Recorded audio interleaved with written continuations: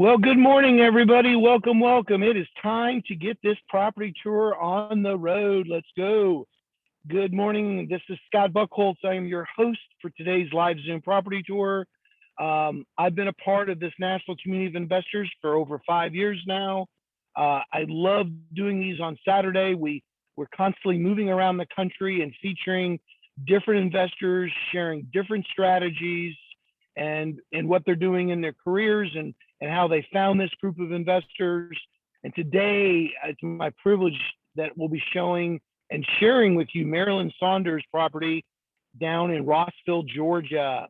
And again, welcome on, guys. We've had a lot of people typing in the chat room. Love hearing and seeing where everybody's from. A little housekeeping today. We're going to keep everybody on mute. It will help with background noise and will help Marilyn through her presentation of her property. We would love to hear and see questions typed in the chat room. We will have some time to answer those questions.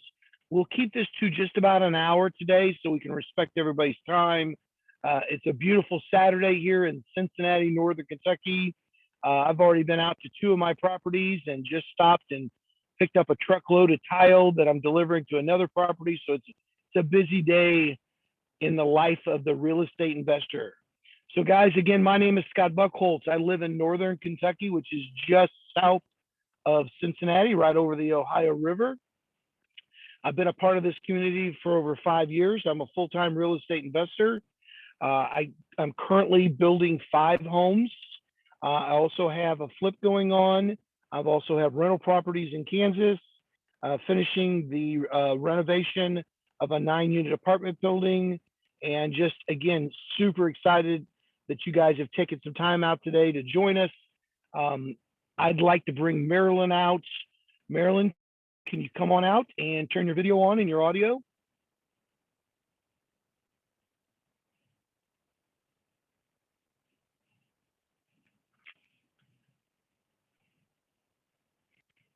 Hey, Marilyn, go ahead and turn your video on.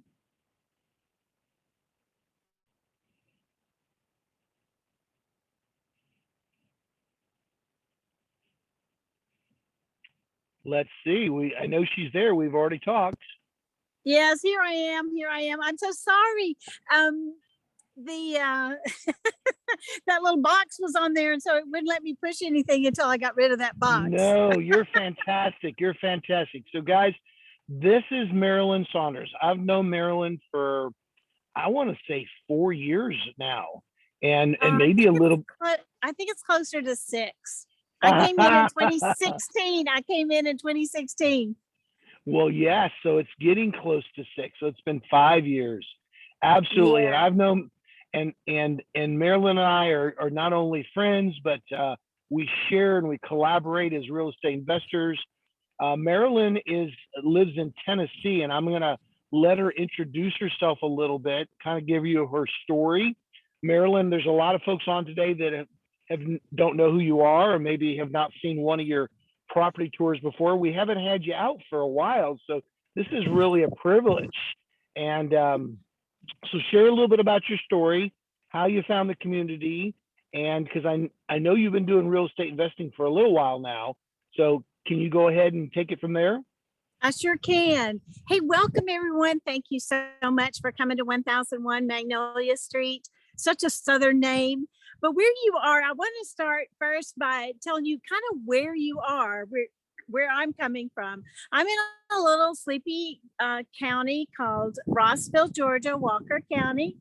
I am about just a mile and a half to the Tennessee line, which is Chattanooga. Chattanooga is like a tri-state. It's right there at the corner of Alabama, Georgia, and Tennessee. So we really roll our SEC football down here. But anyway, so another thing is you're about 2.5 hours from Nashville, 2 hours to Knoxville, probably just about an hour and a half to Atlanta. And then if you're a history buff, I'm probably just about 4 or 5 miles from the Chickamauga Battlefield, which is a huge sightseeing place where you can look at Civil War relics, and there's a museum, and there's a small museum, things to do. But that's a little bit about where I'm coming from today. I live in a little town called Ooltewah, Tennessee, which is right outside of Chattanooga. And I got started with Renatus in 2016. I had lost my job. Scott and I have similar things. I lost my corporate job, and of course I'm in a funk, but I have always loved real estate. It's always been a dream of mine. And so I answered an ad, and the rest is history. It is such an amazing, amazing program. And the community is just like unbelievable. But I have to say one thing about Renatus. One of Bob Snyder's things is to make a millionaire, 1 millionaire at a time. And I can tell you it's true. It is absolutely true. If you do the work and you do the studying and you do the actions points, you'll be successful. My little mantra is I'm a grandmother of 5. And I tell people all the time, if this grandmother can do it, you can do it. But let's get started into the property, because that's really why y'all came. Unless you had any more questions for me, Scott. Nope. I had Okay. you. No. I'm sorry. I had you on mute. No, thank you very much for giving us a little bio. And yes, same thing for me. I came from corporate America, and I found this community after a position elimination. And it was at the time, it was really tough. It was kind of gut wrenching, but it was the best thing that really could have happened to me. So no, I don't want to take any of your time up today. I'll pause you a little bit along in the way to maybe ask a few questions that are being typed in the chat room. But I've already, I love this little area that you're in. So go ahead, start telling us about the deal, maybe about how you found the property. A lot of times people that you meet, they're like, hey, I want to do real estate, but I can't find any good deals. Or, the other thing they say, wow, I can't find any money to do deals. So tell us a little bit how you found this property. Well, this property came into my email from a wholesaler here in town, and it probably wasn't on for 5 minutes. I do have my emails come up on my phone, and so I automatically look to see. It came up, it'd been on for about an hour. I looked at it, I called him and said, I want to see it. He gave me the code. I came in and looked at it. By 5 o'clock that evening, we're under contract, because having had the education and had studied, and I knew what a good deal looked like. And as we go through the property, I think y'all will agree. So I'm going to start with, this is the house, and it's a 3-bedroom, 1 bath. But before we go there, I want you to see that this lot right here, has about a 50 by 100 lot, 50 feet by 100 feet. And I own that too. It used to have a house there. As you can see, there's like a driveway there. There used to be a house there, but that is wealth in the waiting. I call that wealth in the waiting. And then the next thing that we have in the property is we have let me get over here a little closer. And if we have time, we'll go in. We have a garage apartment. Do you see the 2 windows at the top? That's a 1-bedroom, 1 bath garage apartment.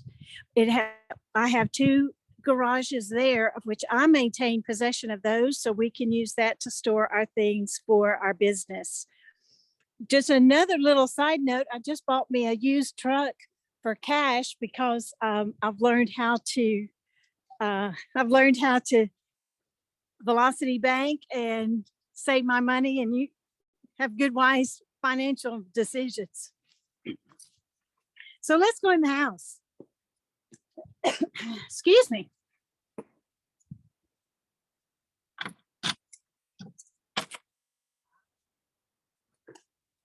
This is our living room.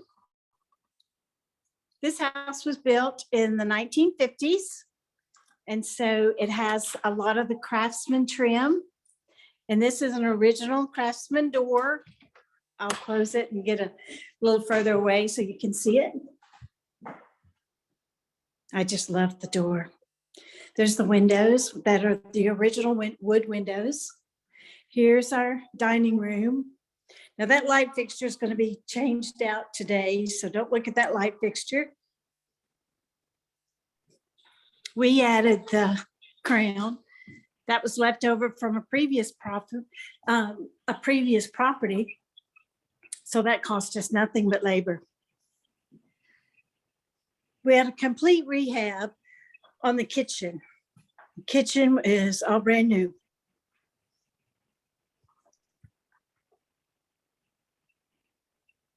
It doesn't have a dishwasher, but kind of in this price point, you can kind of get away with that. And it's got a sweet little view out the kitchen window. Here's our laundry room. It's also working as our staging area for work. We have a back door, and we'll come out in a minute if we have time to go to the apartment. These are the original hardwood floors. I had them refinished. They look amazing. Don't they look good? I've been admiring the trim and the hardwood floors. That they look absolutely phenomenal. Wow. Yes. And I used the ebony. They're stained in ebony, which there were a lot of pet stains and auto stains, but the ebony just kind of takes it all away. Next, we have bedroom number 1. Again, look at all that trim. I hope you can see it with the glare. But there's the trim. And then this was the light fixture. That's an original light fixture. I'll turn it off. You might can see it a little bit. Oops, my finger's in the way. It's the original one. And I just think that's so cool because I really do try and keep the historical aspect of it, of the house, like to increase it. This is bedroom number 2. This door goes into the laundry room.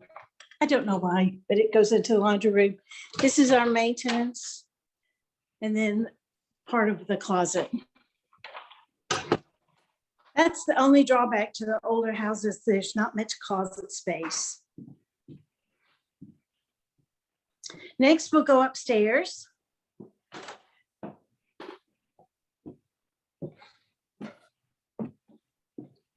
That's funny. It's funny you talked about the older houses not having a lot of closets. I had someone years ago ask me why that was, and it's a pretty simple answer. People that back in the older days had very little of a wardrobe. Most people didn't have a lot of clothes. That was just the way life was. You didn't have, 10 sets of jeans and 5 sets of, sweaters or whatever.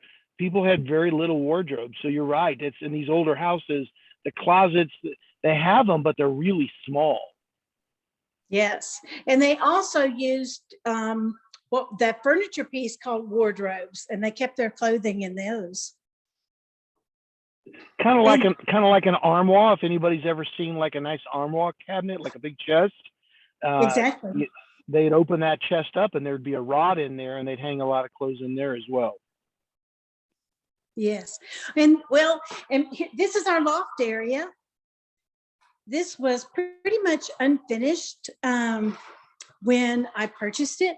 I put the insulation panels, the 4x8 insulation panels behind the paneling. And then this is just regular paneling that I bought at Home Depot, but instead of putting it up vertically, I put it on horizontally. So it has a look of a shiplap, even though it's not. The heating and air is heat and air unit. And then you have your two dormers. But there's a lot of natural daylight in here because of all the windows. It would be a great office. Yeah, so would you make, is that like kind of like a bonus room, office type thing? Yes, or bedroom. It can be, it is considered to be my third bedroom. I see. You have a little closet up there. Yes, there's a closet up there to the left. And then I have one right here. There's a closet right there. And I also, I don't know if you can see, I'll go show you. There is there's a closet rack that was on this wall back here, because my original intention was to make this into a walk-in closet area right here. And I still may do that. And then that would definitely make it a third bedroom.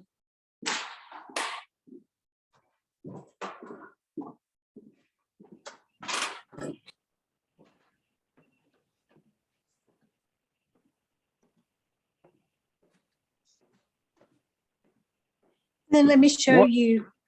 What an adorable house. Isn't it cute? Let me turn Yes, the it light is. on for the bathroom. This is an interesting thing. I don't know if you guys have them in your area, but this bath tub, what's called bath fitter, this has already had a tenant in it who was not very clean, but you can really see how well it held up to this last tenant. And how you clean it is just with Dawn and a broom.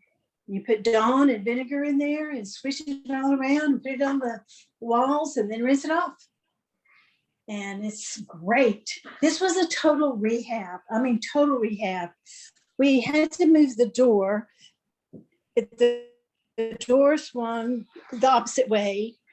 The toilet is in the same place, but the sink was right across, right where this toilet holder, the toilet paper holder was.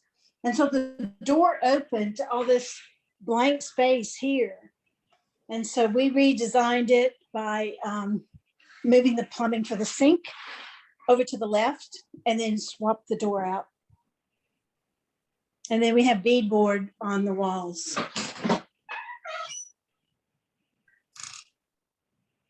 I love beadboard. It's like caulk. It covers up a lot of stuff. Okay, well, this is our little house. I do use, I have kind of studied under Bill Omi, our newest instructor, and where he talks about the little houses. And that's kind of what we do down here in Tennessee, is we seek out these little houses and then turn them into things that are really super duper nice. We've got a couple questions here that we might just throw out. So, okay, I'll go ahead and step outside. Okay, no problem. All right, I'm listening.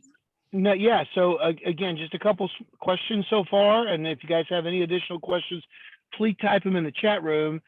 We have a question here from William.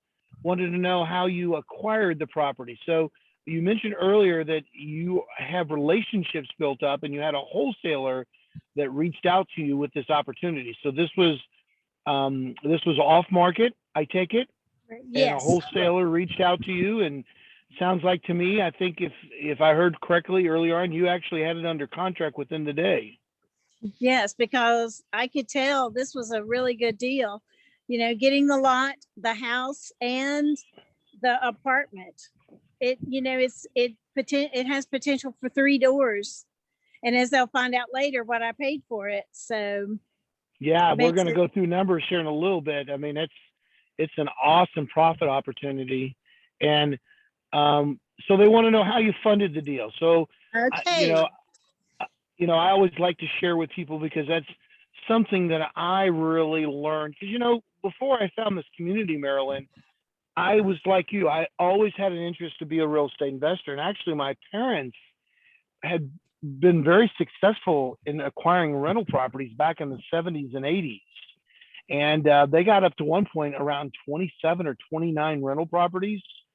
They both were both working W-2 jobs, and they didn't really know what they were doing. And back then you could be lucky and be successful. Today, you can't count on luck if you're going to be successful. Back then, they were lucky and they were successful.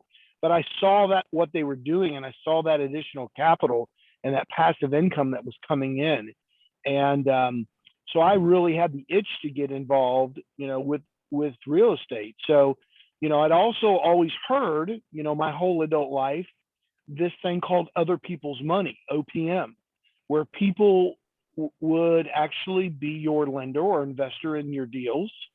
And I didn't understand it, didn't know how it worked, actually didn't even know how to have that conversation. So that was one of my huge focuses when I first got started with the community and I started taking all the classes. I learned about private lending and about, building capital and stuff like that. And so I really focused my deals using other people's money. And so the question here is, how did you fund this deal? Okay, well, this is a domino because I just can't tell you, oh, I paid cash for it because I paid cash for it.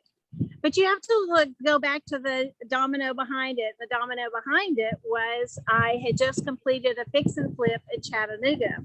And so then I wholesaled one that I had, and I'm the real estate investor. And so I'm the one with the entrepreneur and have the one that has a little bit greater risk tolerance.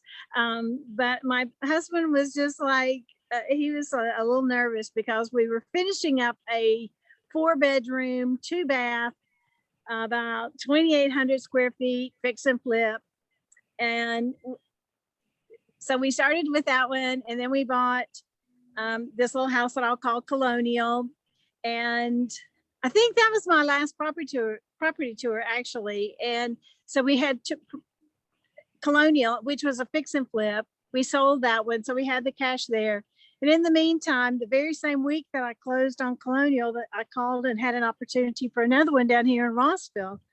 Well, it was really over my scope. I really wanted to help the people. And so I really just prayed about it. And I thought, yeah, this is what I need to do. I need to help these people. They needed to move. They needed to sell their house. And so I bought a third property within 3 months. And like I said, I'm the entrepreneur. My husband's not, he's more, can we just not do one at a time?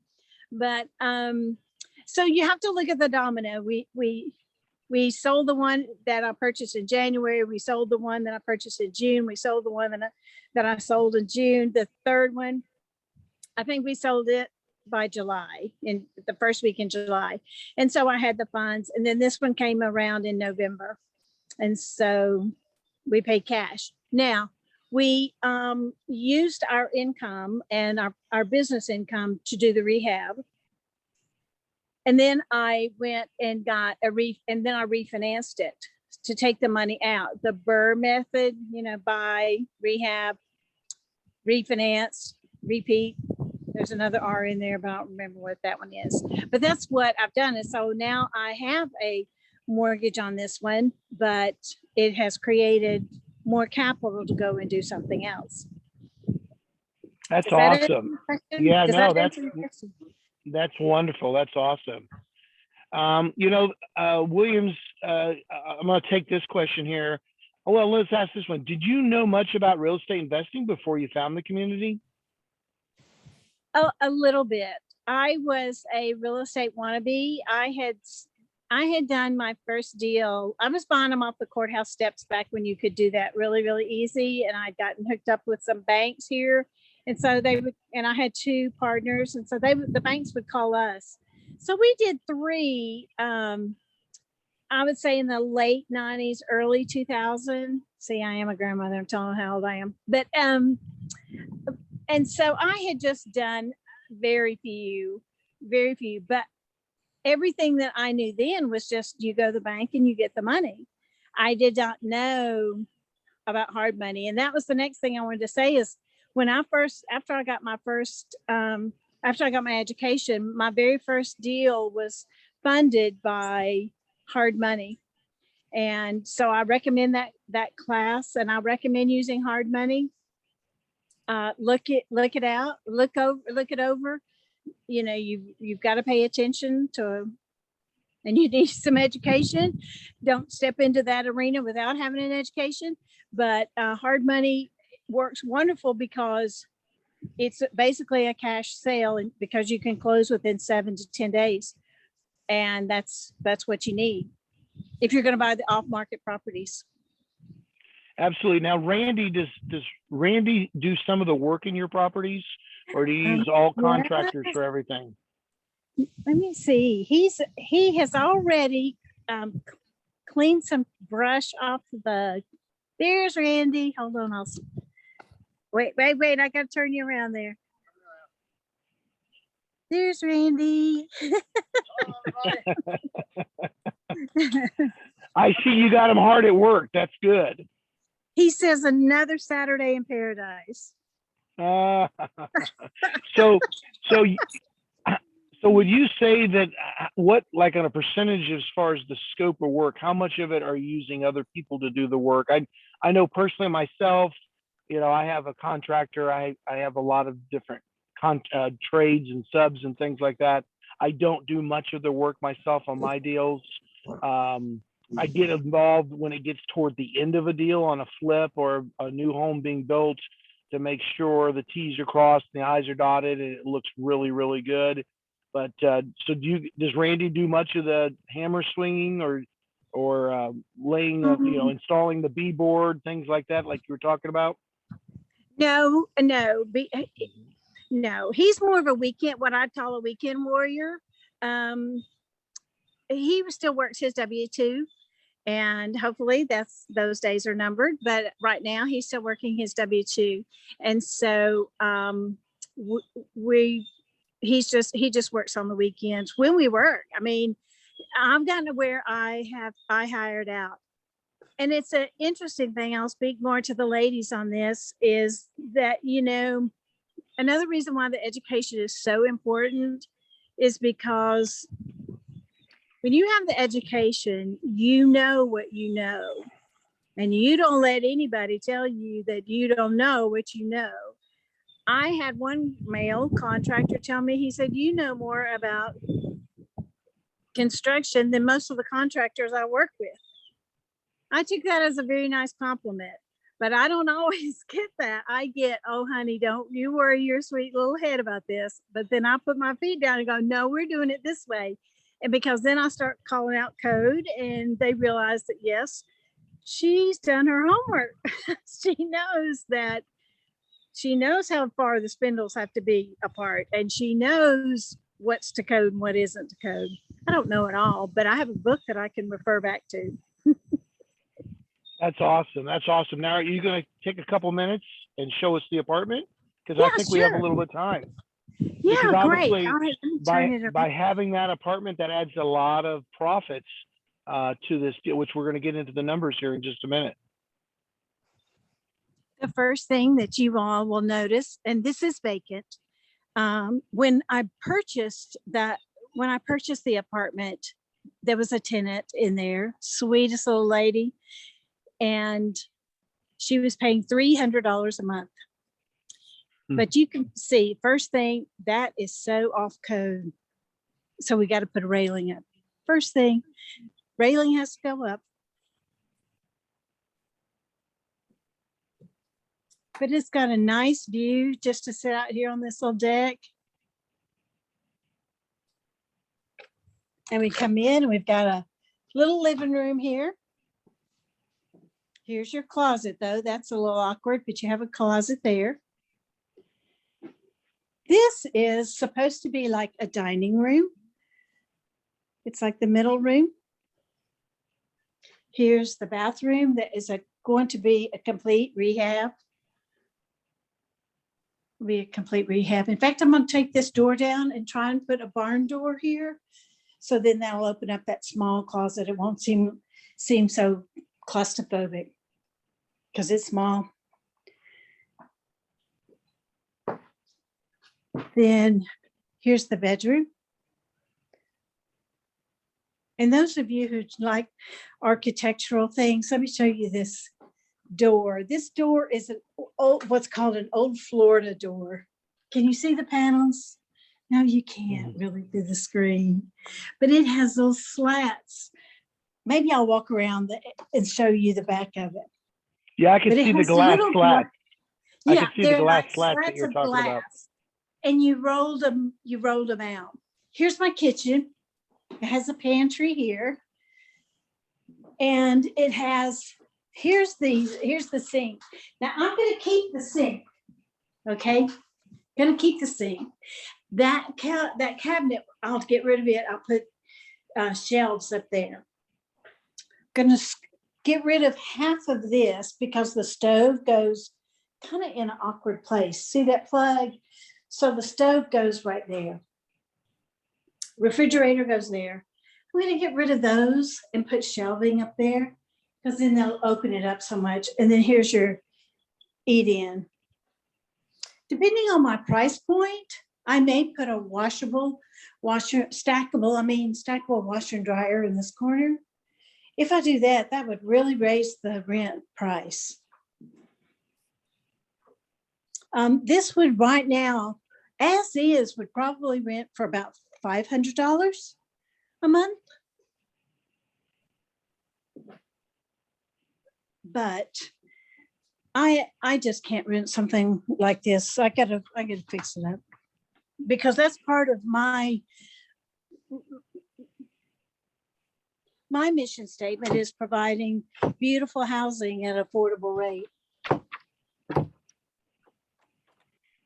Yeah, and that's awesome. I love that. I love that mission. I love that drive to help people to be able to supply affordable housing for folks. I know we're gonna go over the numbers here in just a couple minutes, and I know you've got some rehab stuff to do on this apartment above the garage. So yep. We'll talk about that here in just a second. And so what you're showing us now is the back of the house. Or back of the garage. Yes, and the back of the house. And I thought I'd go in and sit down and take questions. How's our time? We're doing good, Marilyn. We're doing good. When you get inside, we'll go to and talk about the numbers on your deal. And we'll see as you're walking in, let's see if we've got some other questions here that we haven't answered. Let's see, we got to that one. She's answered that one. Let's go right here. I'm trying not to miss any. Here you go. We answered that one as well. Those are the same questions. Talked about your husband. Okay. We have the information.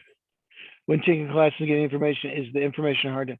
So, William's asking, when you're taking your classes and you're getting educated and so forth, is that hard? Do you find it hard to implement what you learn and take action in the knowledge that you gain? Well, actually, the best thing is it's just not you.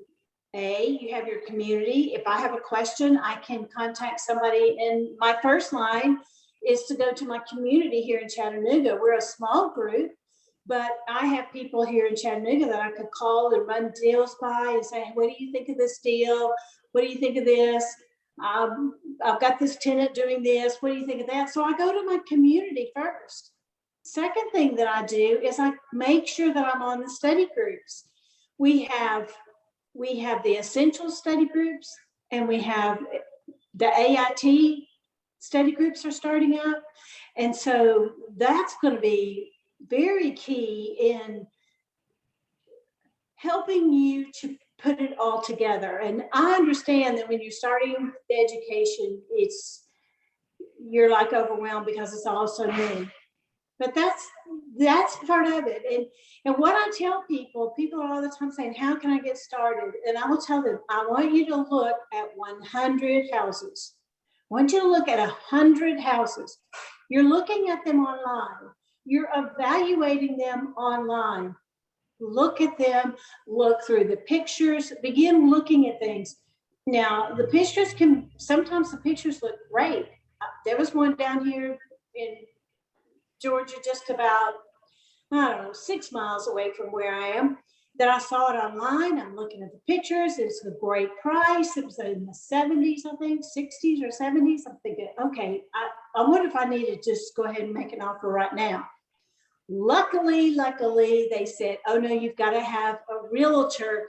And so I called my realtor and said, hey, can you show me this house? We drive down, we pull in the driveway, and I'm going, there's a tree. I can see through the living room window that there's a tree in the kitchen. We walk around to the back of the house. A tree had fallen and split the house in two.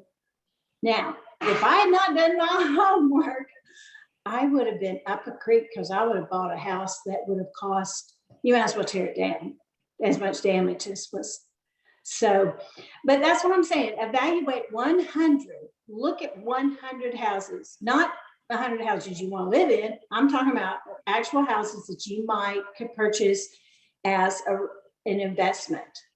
Then take about 10 of those and go and look at them, or send somebody to go and look at them.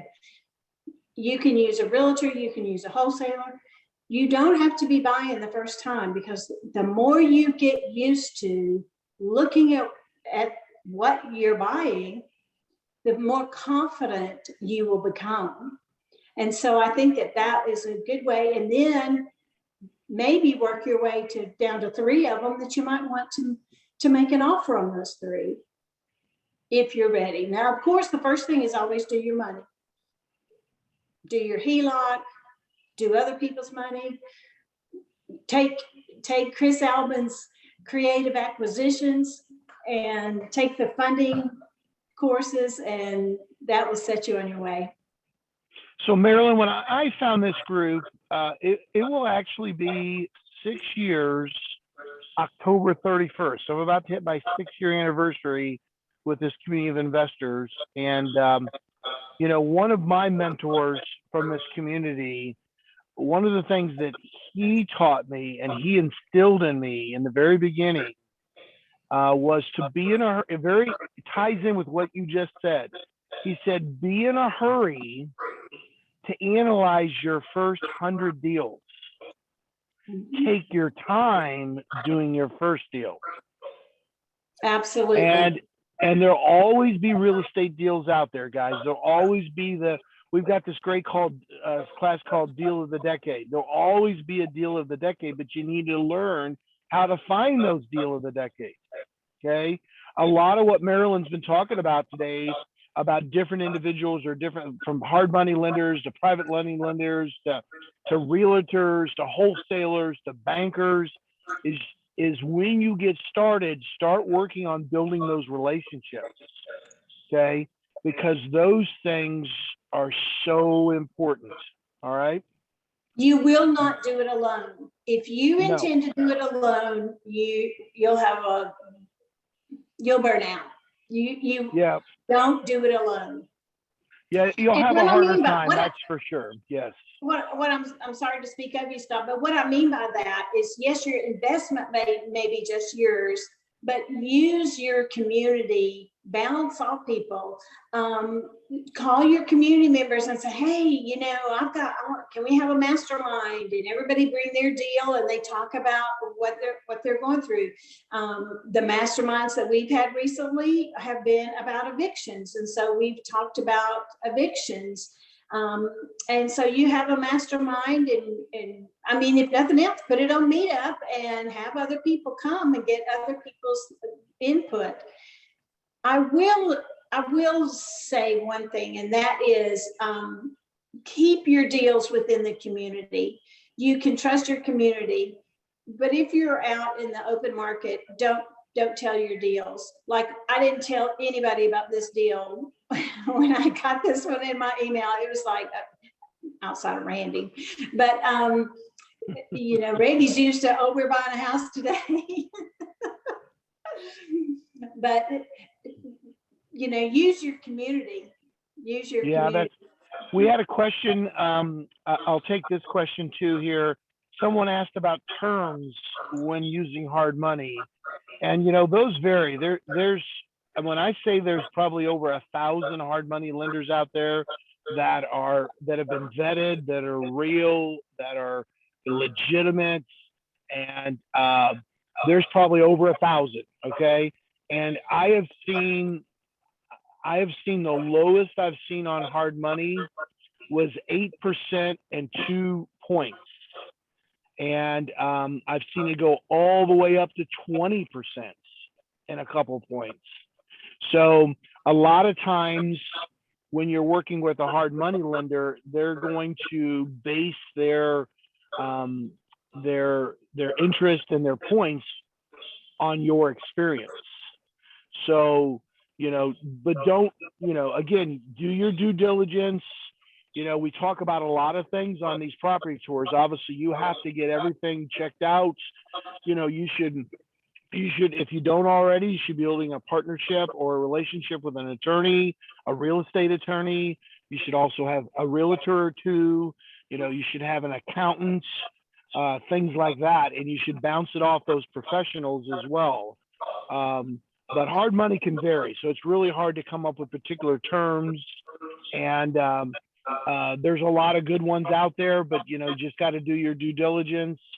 That's always important. Like Marilyn was talking about earlier about, looking at potentially buying a house, and then she found out a tree fell through it.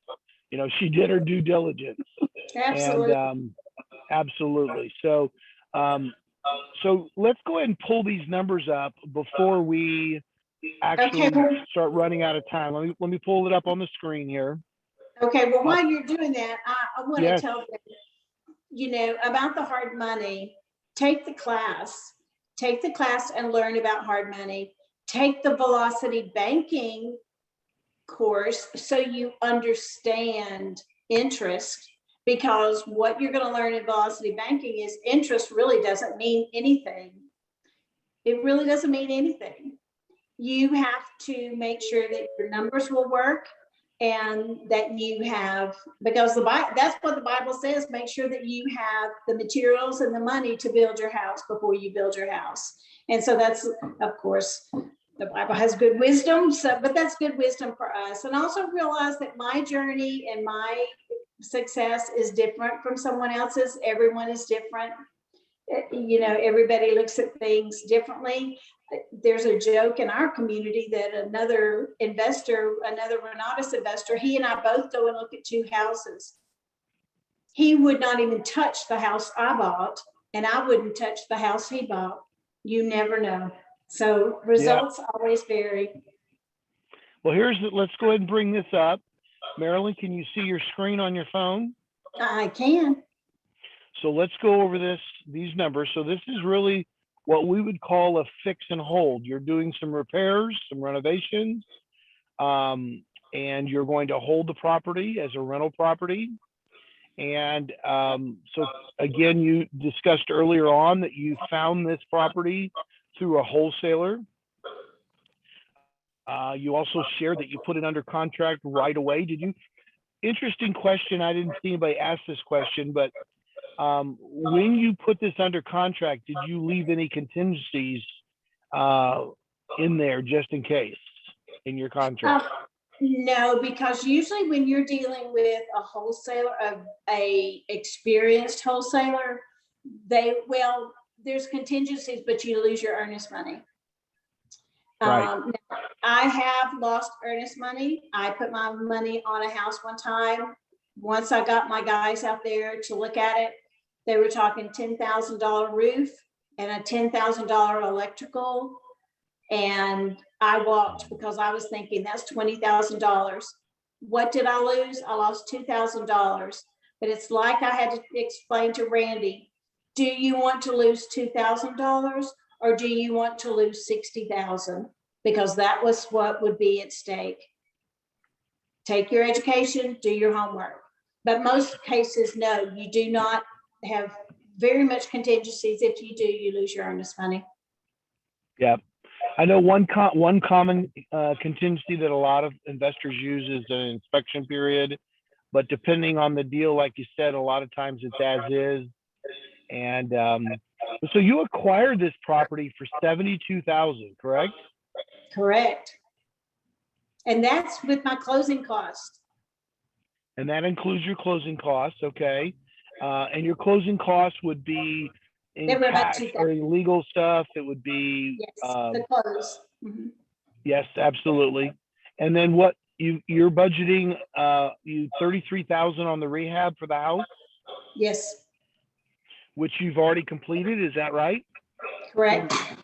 Yes. And the monthly rent that this property will bring will be $1,200. Correct. And so how do you come up with, and again, I'm asking some questions just for other folks online. So how do you determine that $1,200 a month? How did you determine that? Okay, well, there's two ways to do it. You can go to Zillow or Trulia, and they will have a monthly rent on, and sometimes realtor.com. You can go to those three websites and look.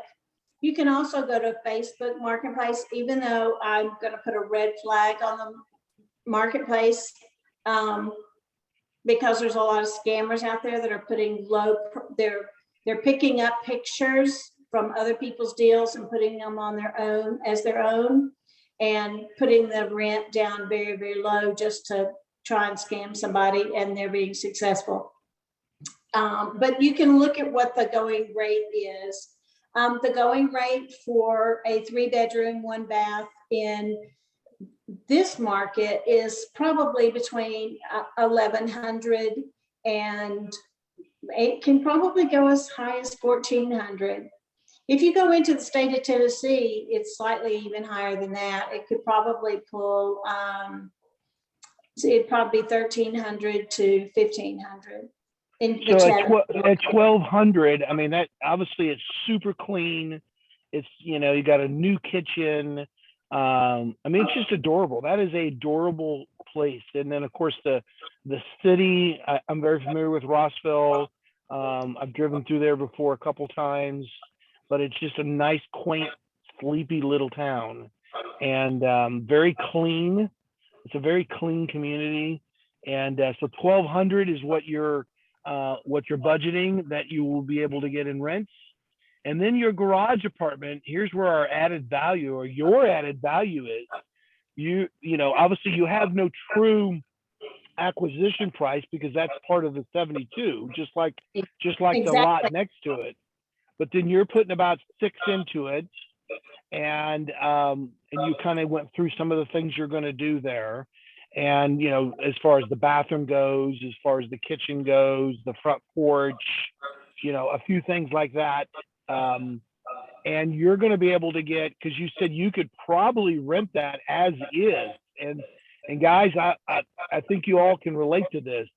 There's a lot of properties out there that I look at that are renting and people live there. And I wouldn't put my worst enemy in there, if there's such a thing. I don't really have any enemies, but if I had my worst enemy, I wouldn't want to put them in there. I mean, they're that bad. So that didn't look that bad, but I'm like you are, Marilyn. I mean, I would not feel comfortable. I mean, obviously you do have a safety liability issue on that front porch, and you're addressing that, but you're only going to put about 6 into that, is what it looks like.